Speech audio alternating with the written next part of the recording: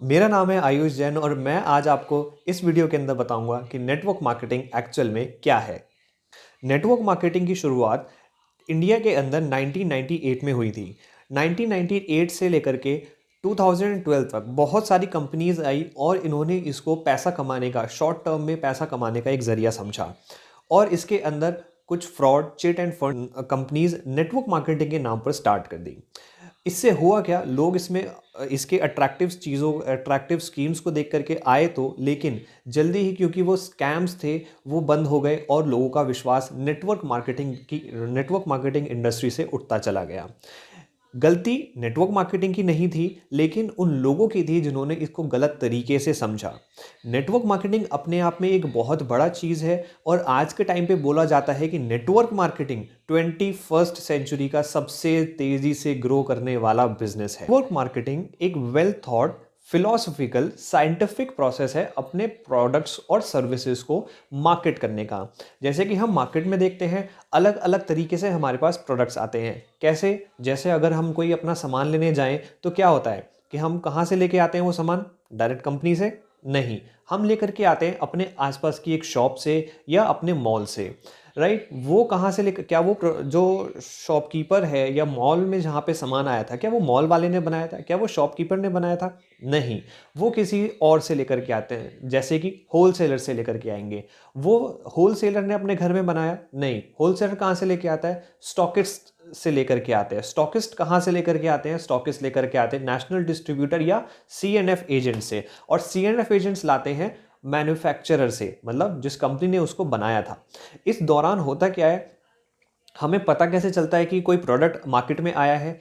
Obviously advertisement के through हम TV पे एड्स देखते हैं और उन एड्स को देख करके फिर हम पता चलता है कि ये प्रोडक्ट नया आया है और हम उसको जा करके परचेज करते हैं।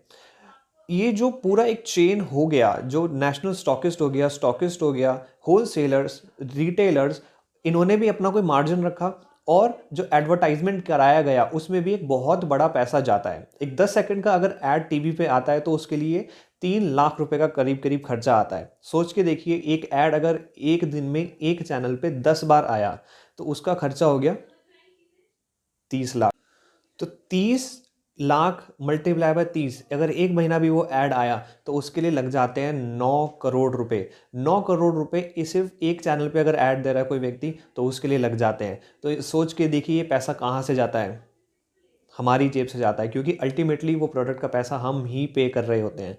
कुछ कंपनीज ने, जो डायरेक्ट सेलिंग कंपनीज ने क्या किया, वो प्रोडक्ट को सीधा मैन्युफैक्चरर से सीधा हम कस्टमर्स तक पहुंचाया और हम कस्टमर्स को ही एक ऑप्शन दिया कि अगर आप इसके बारे में और लोगों को भी बताते हो तो इससे आपको वो जो 60% 80% पैसा है वो भी मिलना स्टार्ट हो जाएगा।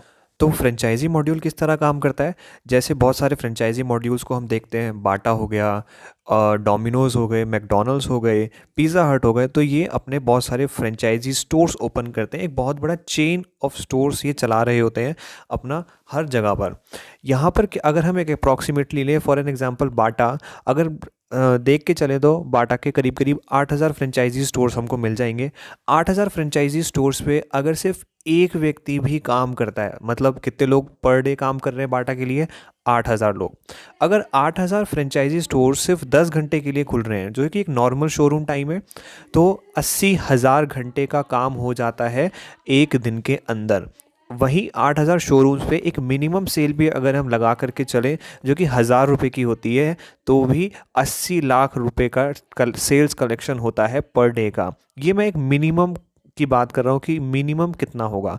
अगर इस सेल पर बाटा अपना एक परसेंटेज लेगा तो वो कितना होगा मिनिमम? लगभग 5% हो सकता है, 10% हो सकता है। तो हम 5% लगा करके चलते हैं कि 5% भी अगर बाटा ने लिया तो 80 लाख का 5% होता है 4 लाख रुपए पर डे का। सोच के देखिए कि बाटा को करोड़पति बनने में कितने दिन लगेंगे।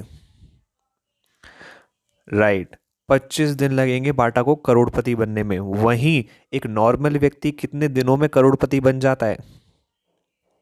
शायद आप कहेंगे कि पूरी ज़िंदगी लग जाती है, लेकिन वो नहीं बन पाते नॉर्मल एक जॉब करते हो।